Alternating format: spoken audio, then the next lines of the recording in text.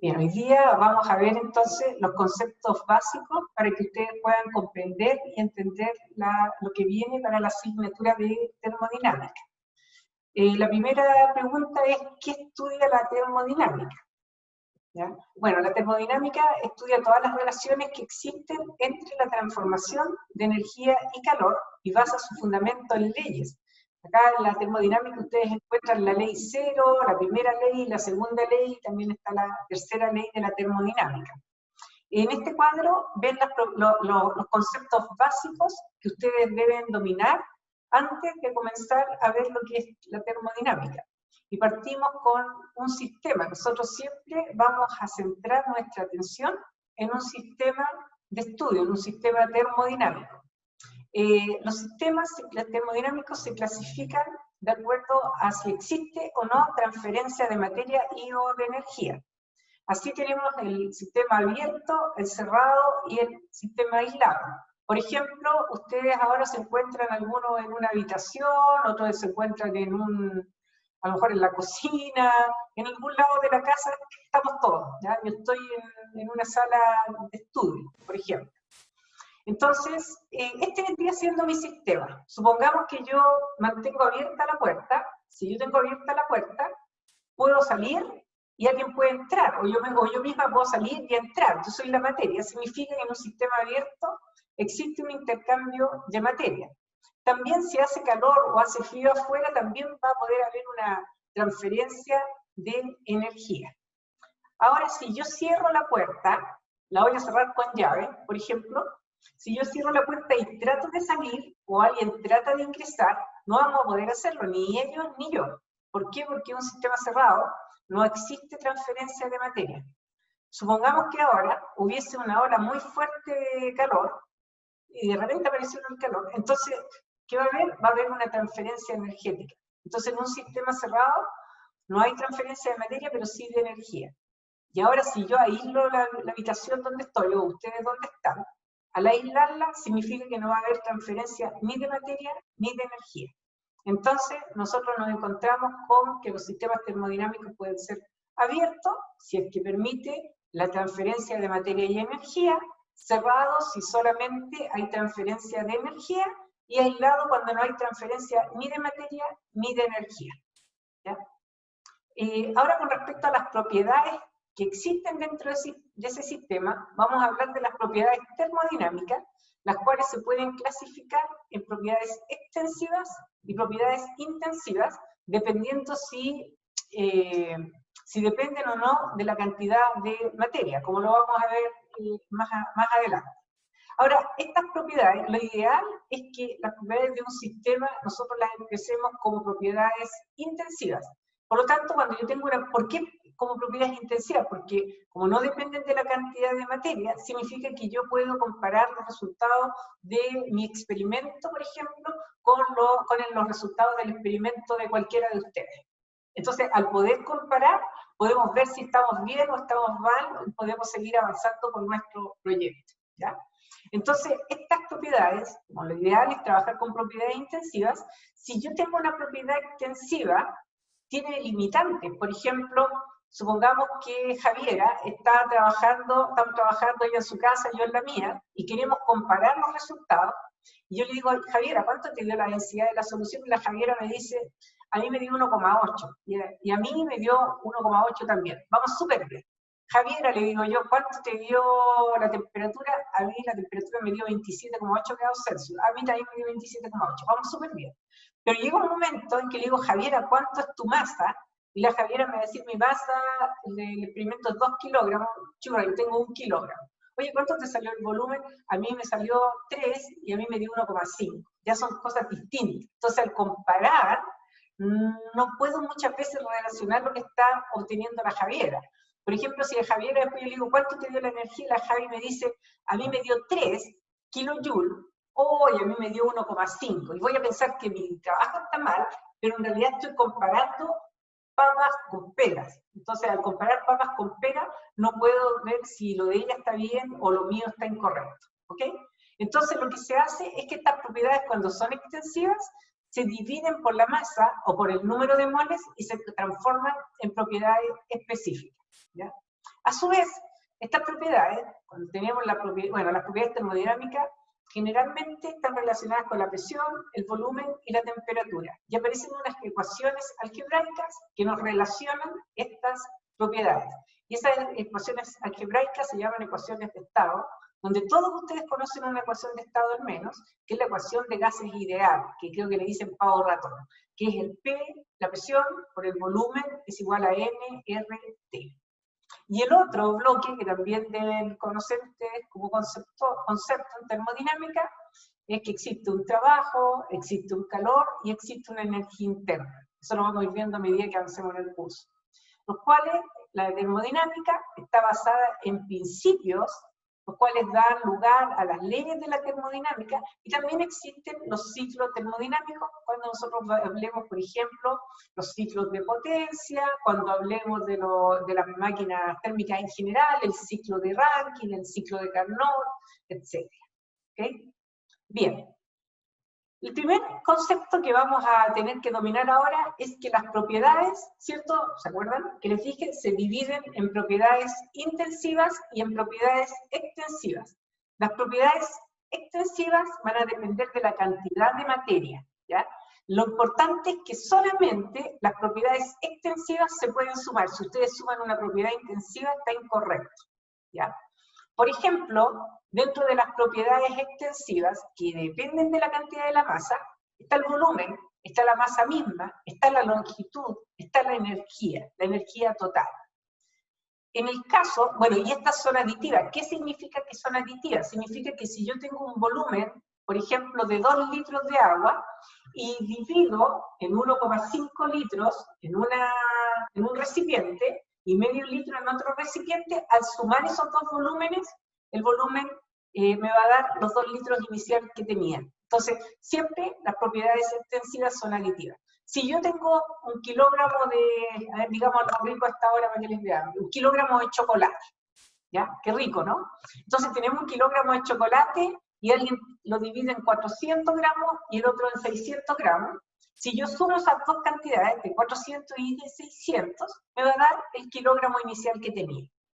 La longitud, si yo tengo 2 metros de elástico y lo divido en 1,5 y en medio litro, o sea, en medio metro, al juntarlo voy a tener los 2 metros que tenía. Y lo mismo en la energía total. Si yo tengo 2 kilojoules, por ejemplo, la comida ya, si yo como 5 kilojoules de energía, ¿cierto? Y después 1000 más se van sumando, ¿ok? Entonces las propiedades extensivas siempre se suman, no así las propiedades intensivas. Por ejemplo, las propiedades intensivas no dependen de la cantidad de materia. Por ejemplo, la temperatura, la densidad, la viscosidad, la capacidad calorífica, ¿ya?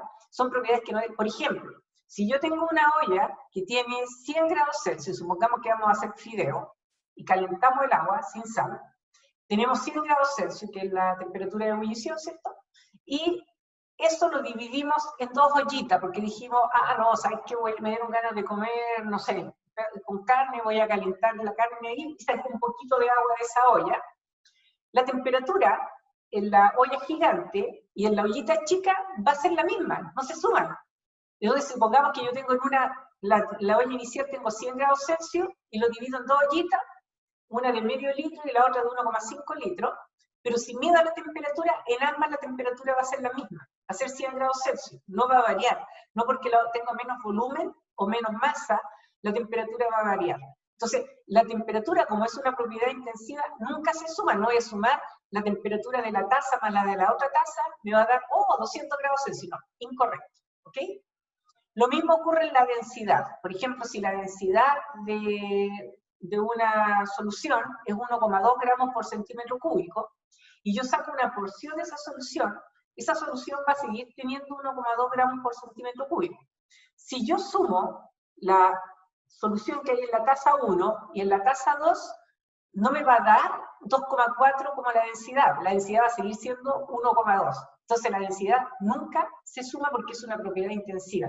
Lo mismo la viscosidad, la capacidad calorífica y un montón de otras propiedades. Bueno, es mejor trabajar siempre con las propiedades intensivas porque no dependen de la cantidad de materia. Es el ejemplo que les daba con Javiera, que Javiera estaba midiendo y yo igual, y comparábamos, y habían algunas propiedades que como dependían de la masa, y Javiera estaba trabajando con otra cantidad de masa distinta a la mía, teníamos distintos valores de las propiedades. Por lo tanto, las propiedades iban a ir variando, ¿ok? Entonces no podíamos comparar. Entonces siempre es mucho mejor trabajar con las propiedades intensivas. Entonces, ¿qué ocurre? Que cuando yo tengo una propiedad extensiva, la voy a, con magia, la vamos a transformar en una propiedad intensiva. ¿Y cómo lo logro? Dividiendo por la cantidad de materia, es decir, por el número de la cantidad de masa, o bien por el número de moles. Por ejemplo, aquí tenemos una propiedad Z, que es una propiedad extensiva, la divido por la masa, y voy a obtener una propiedad específica de eso. Z total, acá se llama Z específico. Si lo divido por el número de moles, aquí lo dividí por la masa, ahora si lo divido por el número de moles, se me transforma en mi propiedad específica molar, ¿ya?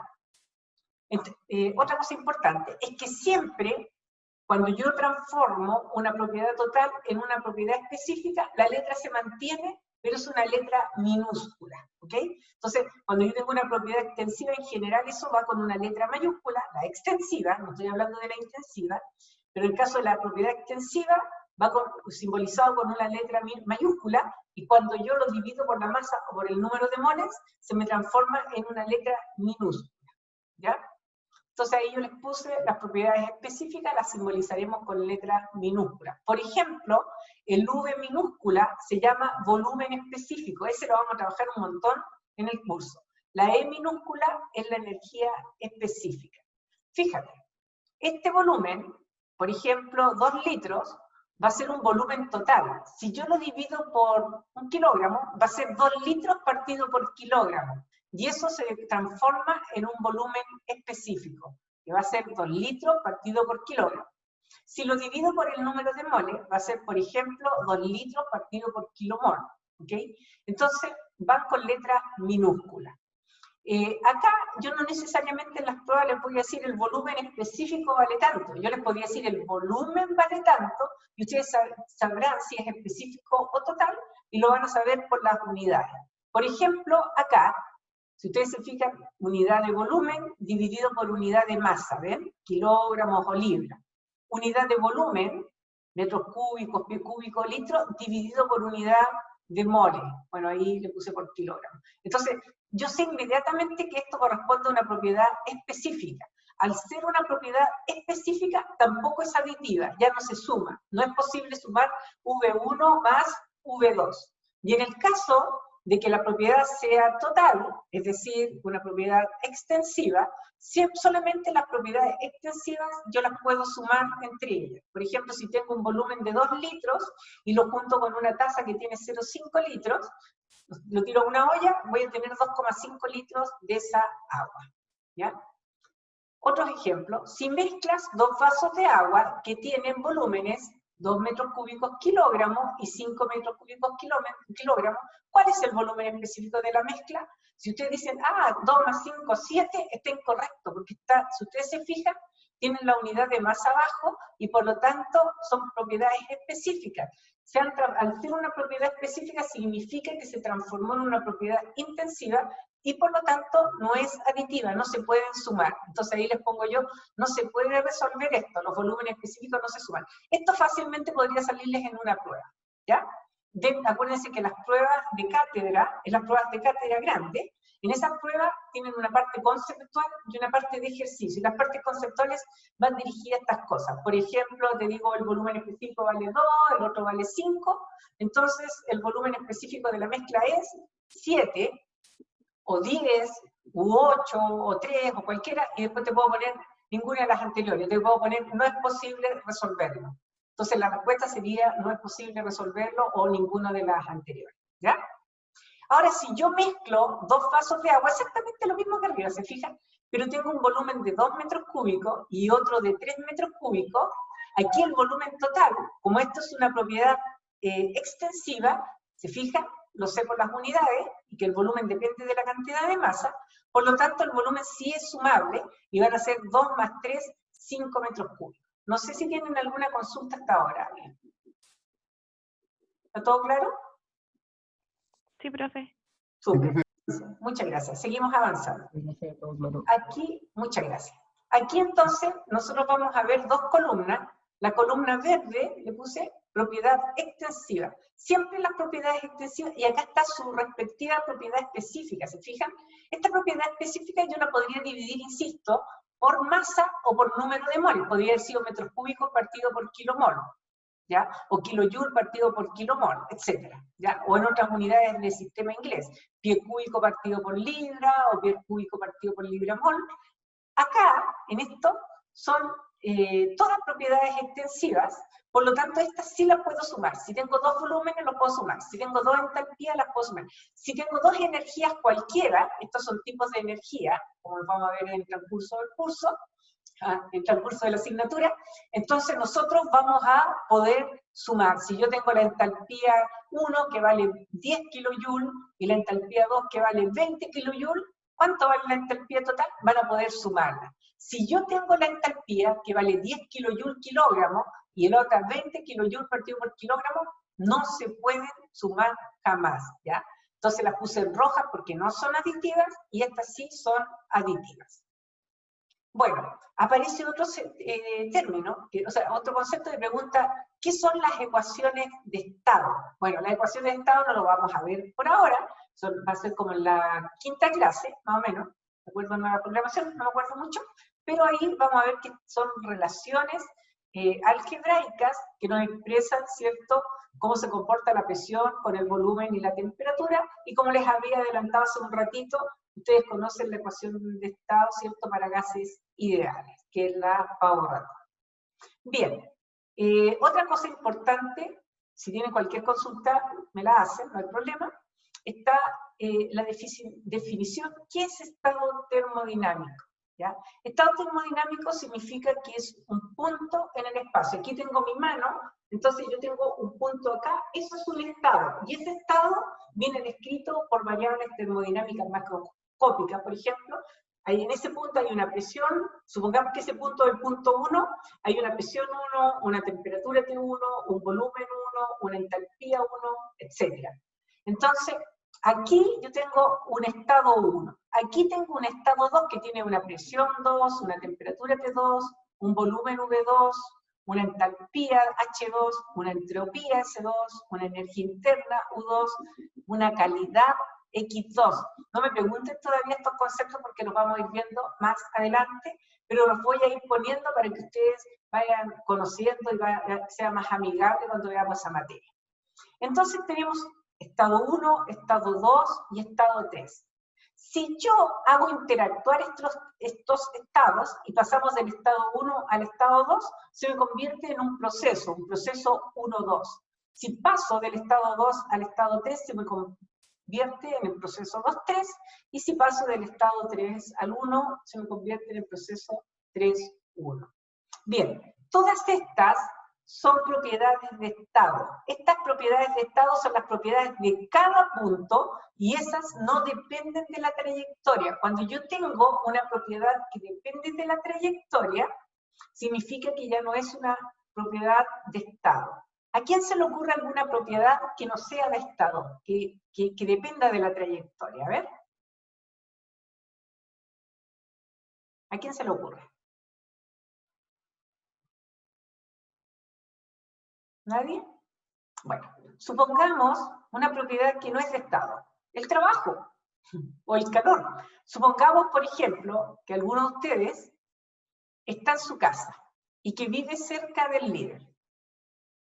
Y va a la Universidad Católica del Norte, ¿ya? Y ustedes ya saben dónde queda la Universidad Católica del Norte.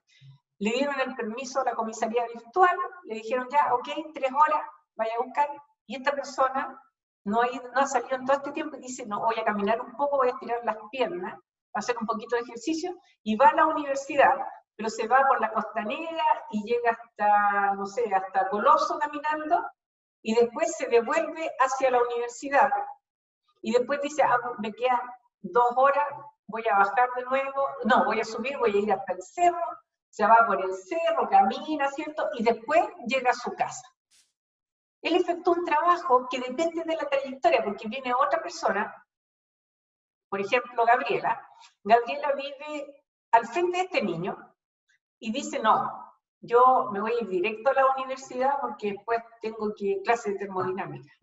Entonces se va a la universidad directo, por el camino más corto, y después se devuelve a su casa. ¿Quién efectuó más trabajo? ¿Gabriela o la otra persona? Andrés, por ejemplo. Obviamente que el que efectuó más trabajo es Andrés, porque, como depende de la trayectoria, él caminó hasta Coloso, después hasta la universidad, después se fue hacia el cerro, después fue para allá. ¿Okay? Entonces, esa no vendría siendo el trabajo, y el calor pasa lo mismo, no es una propiedad de Estado porque depende de la trayectoria. ¿Okay? Entonces, las propiedades de Estado no dependen de la trayectoria. Aquí tenemos un proceso termodinámico, tenía los 3 estados de recién, y ahora pasamos del estado 1 al estado 2, este es el proceso 1-2. Y del 2 al 3 tenemos el proceso 2-3, y aquí yo puedo poner también un proceso 3-1. Si ocurre que el estado inicial es igual al estado final, se me convierte en un proceso cíclico. ¿Ya? Entonces, acá, por ejemplo, si yo quisiera calcular la variación de temperatura o de cualquier propiedad de estado, cuando yo quiero calcular una variación de propiedad de estado de un estado hacia otro, es la propiedad de estado en el estado final menos la propiedad de estado en la fase inicial. Por ejemplo, si yo quiero,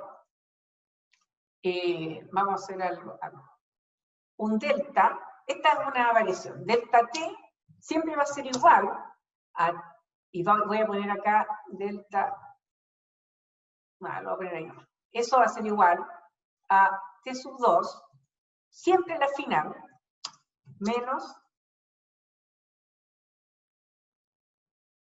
t sub 1, ¿ya? T sub, acá, menos, ¿me escuchan, verdad? Menos t sub 1, ¿ya? Sí, profe. Más grande. Entonces, siempre nosotros, vamos a borrar, esto va a ser así. Y a este incluso le vamos a poner, vamos a hacer trampa. No sé si me funciona. Ahí sí. Este se llama T sub 1, 2. ¿Ya? Control C, control V, porque es una propiedad de estado. Supongamos que yo quiero calcular el 3, 1. ¿Cuándo sería el 3, 1? A ver, ¿a quién se le ocurre? ¿Quién me ayuda? ¿Cómo sería el delta 3, 1? T sub 1 menos T sub 3. Por una décima. T sub 1 menos T sub ¿No? 3. Siempre el estado final menos el inicial. 3, 1. Desplazo del 3 al estado 1 sería T1 menos T3. ¿Ya? ¿No me escucha? Si yo dijera esto, el trabajo se expresa como W. ¿Es posible esto, no?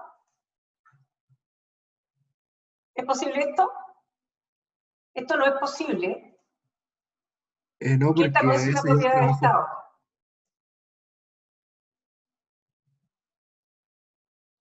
El trabajo no es una propiedad de estado porque depende de la trayectoria.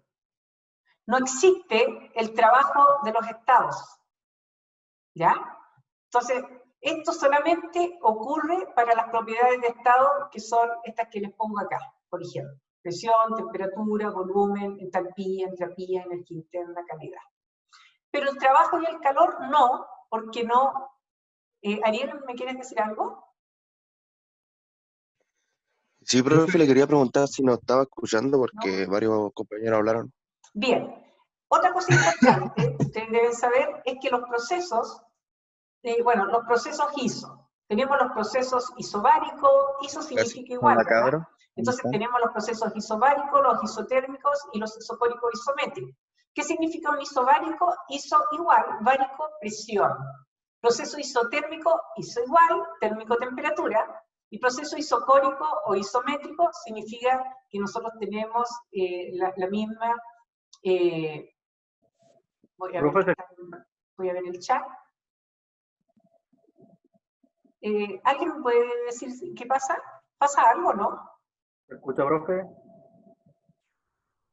Javiera, ¿todo bien? Aló, profe, ¿no escucha? Y tenemos el proceso isotérmico, que es temperatura igual. Ahora voy a ver qué pasa. Vamos a dejar... no los escucho. Profe, aló. ¿Ustedes me escuchan a mí? Sí. Sí, profe, sí. Sí. Usted no a nosotros. Ahí los puedo escuchar, niños, ahí los puedo escuchar. Aló, ¿no escucha? Sí, ¿tienen consulta? No, que recién estábamos respondiéndole cuando estaba preguntando Perdón, lo siento mucho, ya. Ahora Ya, profe. seguimos grabando, ¿no? Parece que paré de Profe, grabar. continúe nomás. Paré de grabar, ¿verdad? Profe, ¿se escucha? Ah, sí. No, ahí sale que está grabando todavía, Ya, así pero que ustedes, estoy compartiendo, ¿no? la pantalla ya no. Creo que el compartir no se escucha. A ver, no. Sí, yo fui la que apreté un botón. Perdón, Ah, ya. lo siento. Ya, chicos, ahí sí. Ahí se ve. Yo decía, ¿por qué nadie me contesta? Va a quedar grabado todo Ahí se esto, ¿ah? escucha. Van a quedar grabados. Los escucho perfectamente. ¿Ya? ¿Se escucha? Sí, los escucho muy bien. ¿Ustedes me escuchan a mí? Sí, profe, sí se escucha. Sí, profe, Ya, todo bien. sigamos. Entonces tenemos los procesos isocóicos o procesos isométricos que significan que tienen igual volumen. ¿Ok? ¿Cómo lo expresamos? Acá ustedes tienen un diagrama PV de presión-volumen y, por ejemplo, estas son las líneas isotérmicas o isotermas.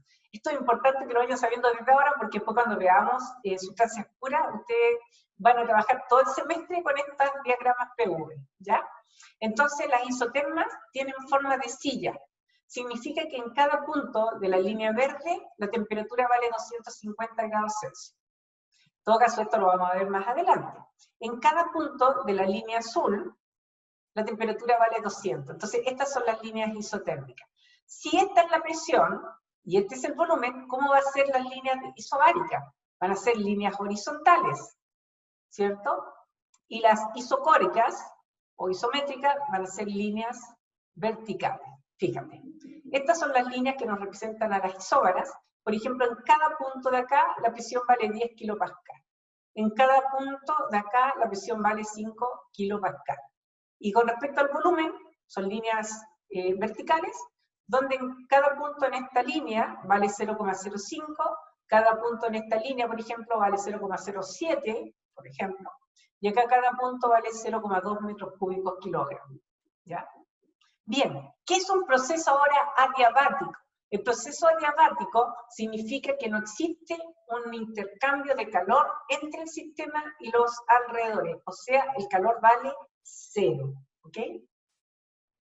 Así entonces nosotros podemos representar los procesos adiabáticos, si tienes la presión-volumen, estos, fíjense, ¿dónde está ven el mouse o no? Aquí ustedes tendrían, ¿lo ven? Sí se ve.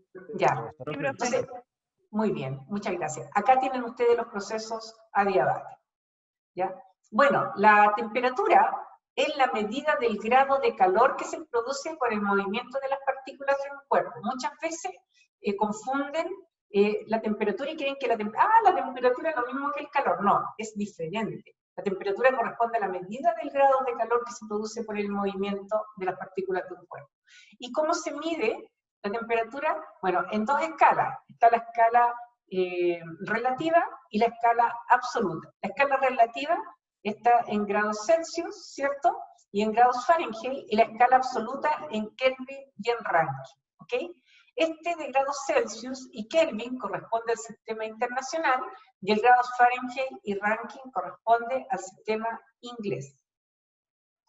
Otra cosa que es importante, que la vamos a ver, por supuesto, en la próxima clase, cómo se hacen las conversiones de unidades, es que nosotros vamos a tener dos tipos, esto mucha gente no lo sabe, ¿eh? Dime, por favor.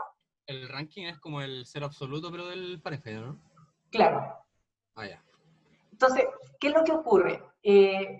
Acá nosotros tenemos, las personas cuando hacen una conversión de unidades de temperatura, por ejemplo, dicen, ya la temperatura vale 20 grados Celsius, entonces, ¿cuánto vale la temperatura en Kelvin? ¿Cuánto vale la temperatura en Kelvin si vale 20 grados Celsius? ¿Cuánto sería, niño? 273. 273 más 20, que sería 293. ¿Ya? Perfecto, muy bien. Esa es la temperatura puntual, es un punto definido. Si yo les digo que la variación de temperatura vale 20 grados Celsius, ¿cuánto vale en Kelvin? ¿Cuánto dijo, profe? 20 grados Celsius. ¿Cuánto vale en 293. Ya. ¿Están de acuerdo o no? Coma 15. El coma 15 me da lo mismo, el coma 15, ya, qué tierno, ya, así después no escuchaba el coma 15, que se me olvidó bien el coma 15. ¿Serían 2,93 el delta T? ¿Están todos de acuerdo o alguien no está de acuerdo? No, es otra conversión. De acuerdo. Rango. O sea, si es una variación, ¿cuál era la inicial? 20 grados Celsius. Y la final es la misma, entonces debería 0. ¿Sería 0? A ver, tenemos unos que me Yo responden. creo que es 20 igual. ¿Quién me dijo eso y por qué? Yo, Lucas Silva, porque le estamos sumando 273 al inicial y también al final. Y al restarse, Muy no se bien. suma nada. Lucas, te ganaste una décima. Miren. Gracias. A ti. Acá ustedes tienen que visualizar cuándo es una temperatura puntual y cuándo es una temperatura en rango, ¿ya? Y ahí en las tablas de conversión de unidades van a encontrar justamente que hay diferencias entre ellas, que eso lo vamos a ver el lunes. Fíjate lo que dice el Lucas. Ya lo vamos a ver lo que dice el Lucas. Bueno, siempre que yo tenga una temperatura y tenga que hacer una división, siempre tengo que trabajarlo en Kelvin o en Rankine, o sea, en escala absoluta. Si yo lo hago en grados Celsius o en grados Fahrenheit, voy a cometer un error. Esto, por favor, todo lo que les estoy enseñando no es solamente para termo, es para su vida profesional. Porque así como ustedes me dijeron que el delta T le sumaban el 273, un montón de ingenieros hacen exactamente lo mismo. Y se equivocan y después van a la oficina y me preguntan, ¿por qué me está pasando esto? Y es porque están haciendo una conversión tan simple, incorrecta. ¿Ya? Entonces, acá cuando tienen ustedes una relación de temperatura, si lo hacen 50 dividido por 100, les va a dar 0,5 y van a cargar error para los cálculos posteriores. Entonces, siempre anótenlo en la cabecita que tienen que transformarlo o a Kelvin o a Rankine. ¿Ya? Bueno, otra propiedad es el calor, que se relaciona con la temperatura, pero son dos conceptos distintos. El calor nosotros lo vamos a simbolizar con la letra Q. Cuando ustedes tengan una Q mayúscula, significa que es en kilojoule, por ejemplo, o en BTU, es una propiedad total. Cuando ustedes vean una Q minúscula, significa que yo el Q mayúscula, el calor total, lo dividí por la masa o bien por el número de moles.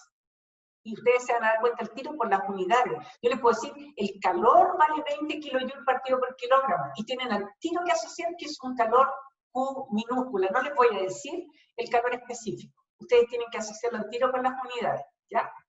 Bueno, el calor se desplaza de un sitio a otro. Es por eso que es considerado una energía en tránsito, porque se va moviendo, ¿verdad?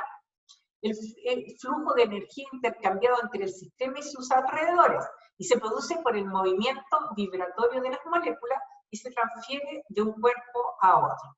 Sintetizando, con respecto al calor, este siempre va a fluir de un cuerpo de mayor temperatura a uno de menor temperatura. Es imposible que pase de uno de menor temperatura a uno de mayor temperatura. Siempre, no sé si se han fijado, uno tiene una mano más helada que la otra. Yo tengo las dos manos heladas hoy día. Pero si esta está más helada, está más fría, y yo no puedo transmitir calor desde esta mano más fría hacia la otra mano. De hecho, se me va a poner más fría esta. ¿Ok?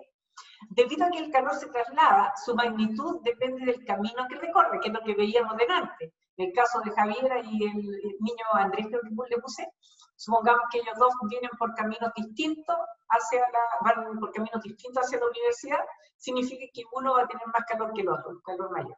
¿Ok? También el calor se utiliza para generar movimiento desde siglos, ¿cierto? Desde mucho tiempo, durante la revolución industrial, hubo máquinas que funcionaban con el vapor producido al calentar agua, ¿ya? Las máquinas de vapor. Bueno, ¿cuál es la diferencia entre temperatura y calor? El calor fluye a través de los límites de un sistema debido a que existe una diferencia de temperatura. Otro concepto importante es la energía. La energía se define como la capacidad que tienen los cuerpos para realizar una acción o trabajo o producir un cambio o una transformación. y se manifiesta cuando pasa de un cuerpo a otro, ¿ya? Otra cosa importante es la presión. Estos niños preciosos lo tienen que guardar en su memoria para siempre, para la vida profesional, hasta que sean muy viejitos, ¿ya? Entonces, acá nosotros siempre que les hablen de la presión y les den las unidades, por ejemplo, si estamos en un sistema inglés, el PSI, o PSIG, o PSIA, corresponden a las unidades de PSI del sistema inglés. Son todas iguales. ¿Por qué tenemos una G y por qué tenemos una A acá? En el fondo les están diciendo, ok, acá nosotros tenemos 4 temperaturas, tenemos la presión al vacío, pero son 4 presiones. La presión al vacío, la presión atmosférica, todos sabemos lo que es, la presión absoluta. Esta presión absoluta es con la cual ustedes siempre, siempre, siempre, siempre deben trabajar en mecánica de fluido, en termodinámica, en todas las asignaturas. Pero también tienen una presión manométrica. La presión manométrica es aquella que se mide con un manómetro, ¿ya? Por diferencias de altura. En inglés, la presión manométrica o manómetro es gauge, con G. G-A-G-E, ¿ok? Entonces, acá, cuando yo te digo PSI, si le pongo una G, estoy diciendo que la presión que te estoy dando corresponde a la presión manométrica. Yo sé que tengo que trabajar con la presión absoluta, esto es típico también de preguntas de prueba.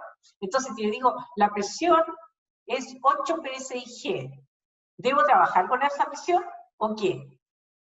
Es ok.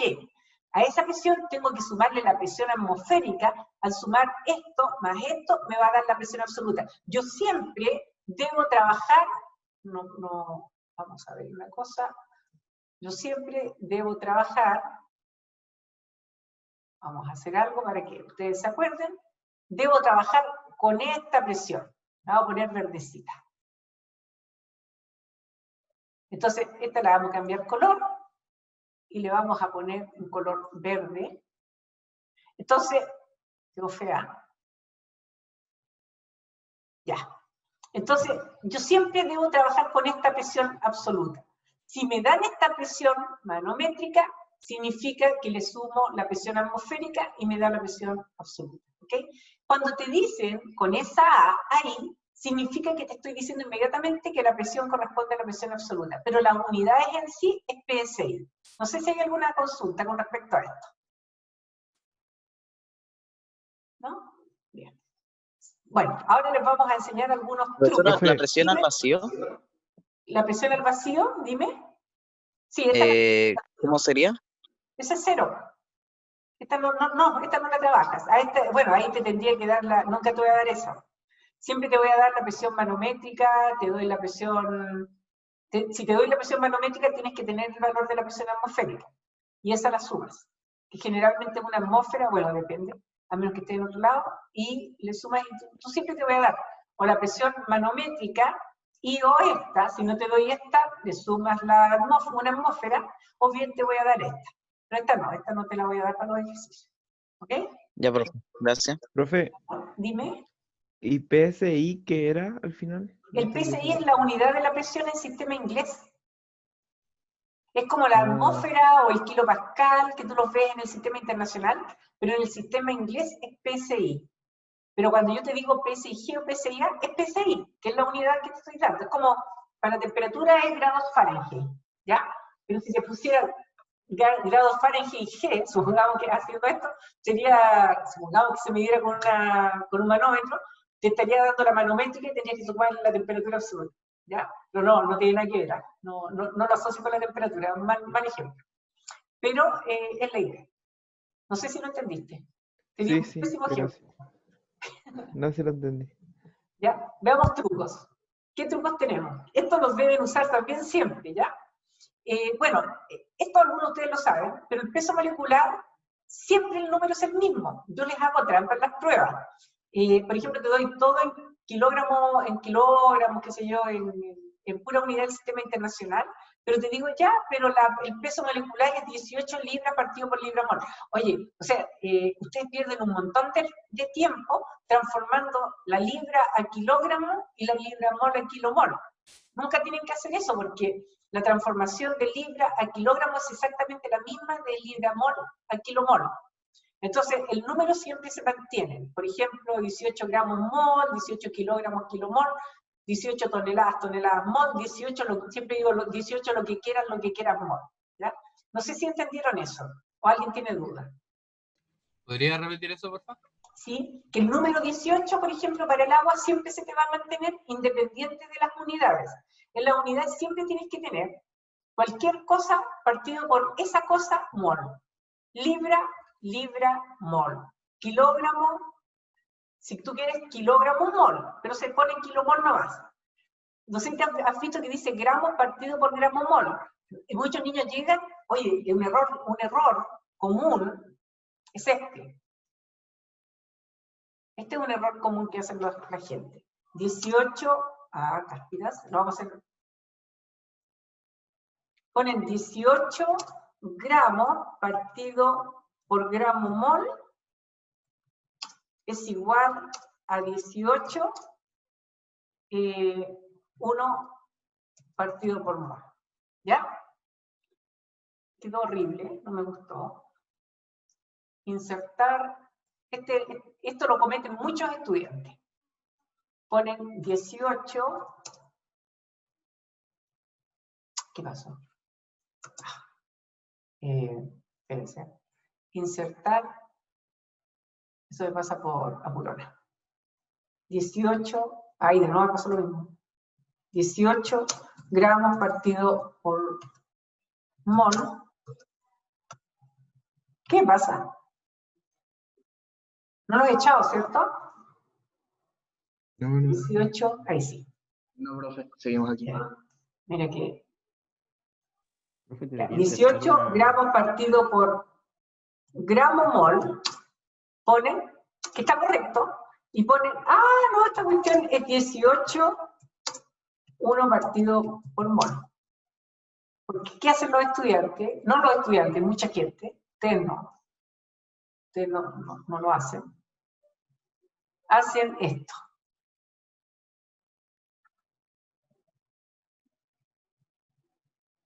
Hacen esto. No sé si lo ven. Sí, sí. ¿Ya? Y eso, le vamos a poner el tiro que está completamente, bueno, no existe el completamente incorrecto, está incorrecto. Eso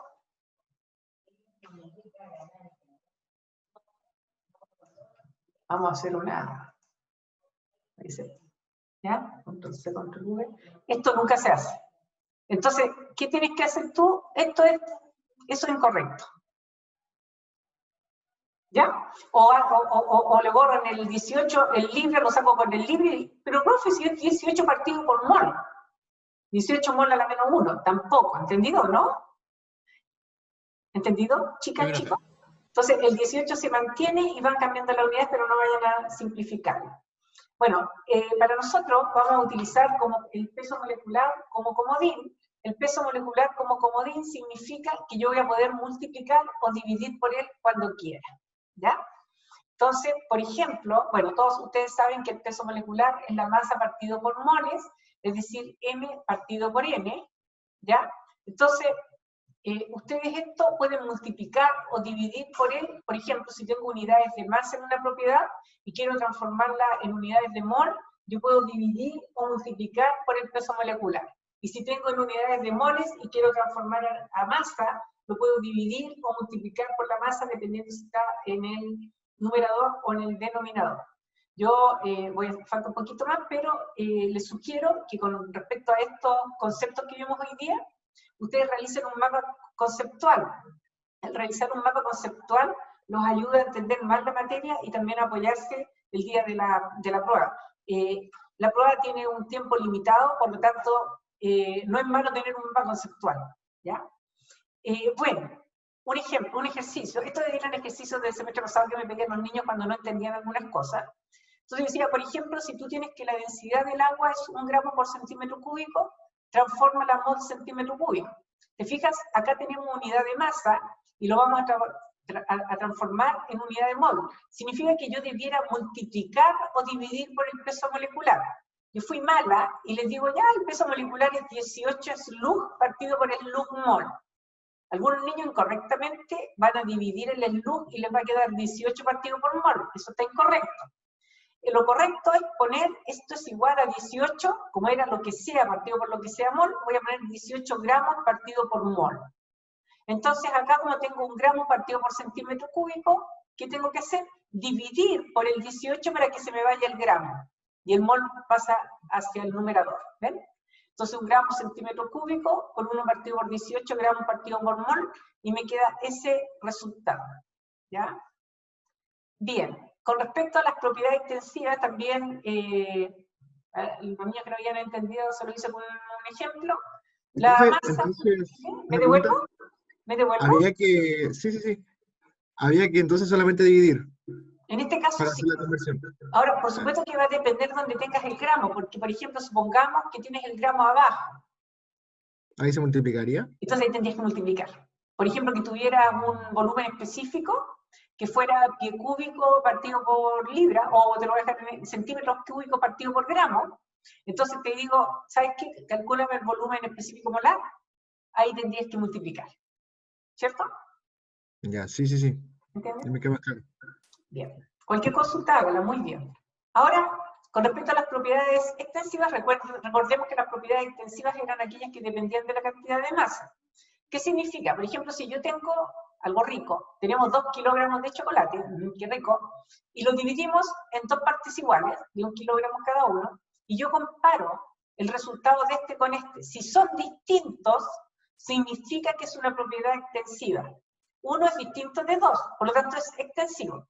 Recuerden que yo les había dicho que las propiedades extensivas eran aditivas, que significa que yo, si las divido en 2 partes, las puedo sumar. No necesariamente son 2 partes iguales, ¿ya? Al sumar esto, me va a quedar 1 kilogramo más 1 kilogramo, son los 2 kilogramos de chocolate, ¿ven? Entonces, la propiedad extensiva son las que yo puedo sumar. Otro ejemplo, el volumen. Tenemos, ¿qué les gusta? La leche. Ya, leche con chocolate. Tenemos 23 litros de leche. Y lo dividimos en 2 partes iguales, insisto, no tiene por qué ser 2 partes iguales, 11,5 y 11,5. Y comparamos 23 litros distintos de 11,5. Al ser distinto, significa que depende de la cantidad de masa, y por lo tanto es una propiedad extensiva, y por lo tanto lo puedo sumar. 11,5 litros de chocolate, de leche con chocolate, más 11,5 te dan los 23 litros que tú tenías. Esto con respecto a las propiedades extensivas. Fíjense en una propiedad intensiva. Tenemos chocolate caliente, no sé, a 120 grados Celsius, y lo repartimos una tacita para alguien y una tacita para la otra persona.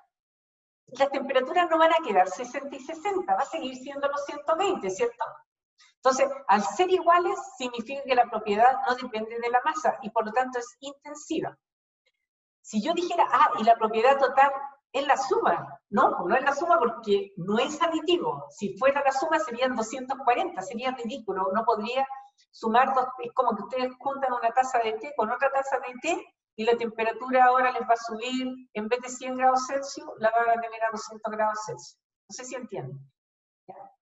Lo mismo ocurre con las propiedades específicas. Por ejemplo, el volumen, si yo lo dividí por la masa, y ahora yo saco una porción, voy a seguir teniendo ese 23 litros kilogramos, y acá igual. Y esta propiedad yo no puedo llegar y sumarla, sería incorrecto. ¿Ok? Bien. Profe, Acá, dime. de las propiedades intensivas se puede pasar a una propiedad extensiva, ¿no? De una propiedad, no necesariamente. Por ejemplo, la temperatura no habría cómo, porque no dependen de la masa. Solamente, mira, es la primera vez que alguien me pregunta eso, hasta me hiciste pensar, pero no se puede. O sea, de algunas se podría, por ejemplo, si tú tienes la energía cinética, por ejemplo, si la tuviera, es que depende, si ya viene de una transformación, por ejemplo, tú tienes la energía total, y si tú ya la tienes como energía, como propiedad específica, de la propiedad específica lo podrías pasar a una propiedad extensiva, multiplicando por la masa por el número de moles. Pero que fuera una propiedad intensiva de origen, llamémoslo así, por ejemplo, la temperatura o la presión, esa no la podrías transformar en una propiedad extensiva. ¿Ya? No sé si me entendiste. Sí, profe, sí, me quedó ¿Ya? clarito. Gracias. A ti. Qué rico el curso, me encantó este curso. ¿Ya? Acá tenemos otra, por ejemplo, nosotros tenemos 1 litro de leche, y si te fijas, 1 metro cúbico de leche, tengo que agregar leche, y lo dividimos en 3 porciones, 0,4, 0,4 y 0,2, esto sigue siendo una propiedad extensiva, por lo tanto la suma de todas ellas me va a dar el metro cúbico. Y acá tenemos propiedades específicas, lo divido por el kilogramo, todo esto es 1 kilogramo, y esto es 1 metro cúbico por kilogramo, pero esto no se puede sumar. Cualquier porción, si yo tomo esta porción, va a seguir siendo 1 metro cúbico kilogramo. Esa propiedad es específica. ¿Okay? Bien. Otro, por ejemplo, si yo tengo 2 litros y tengo que el número de moles es 4 kilomoles de oxígeno, el peso molecular es 32 libra-mol, y lo quiero transformar en una propiedad específica, llego y digo, a este volumen, si yo no digo la unidad, ustedes llegan y dividen nomás del tiro. 2 litros partido por 4 kilomol me da 0,5 litros kilomol. Si yo dijera, este sería el volumen específico molar, porque está por unidad de moles.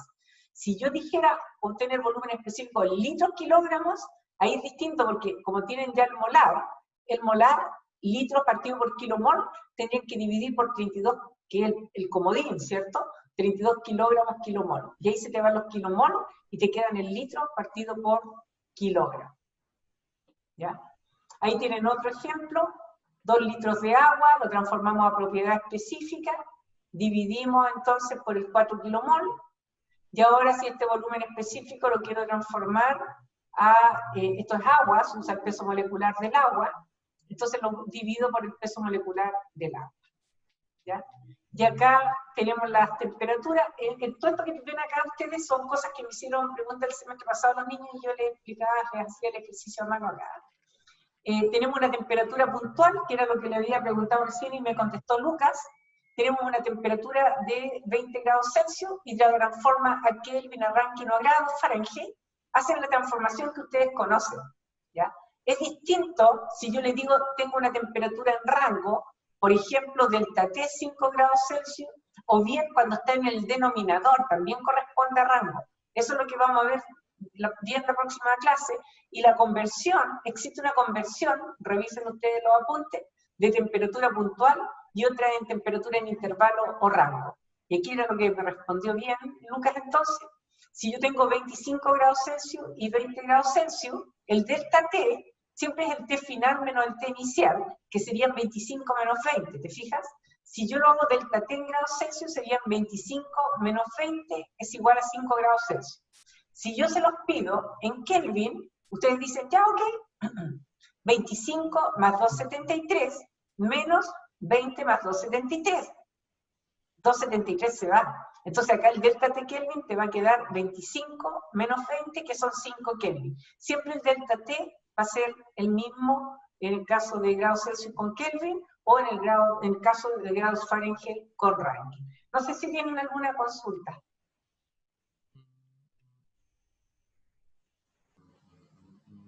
¿Está todo claro? Sí, profe, todo claro. Bien. ¿Alguien tiene alguna consulta?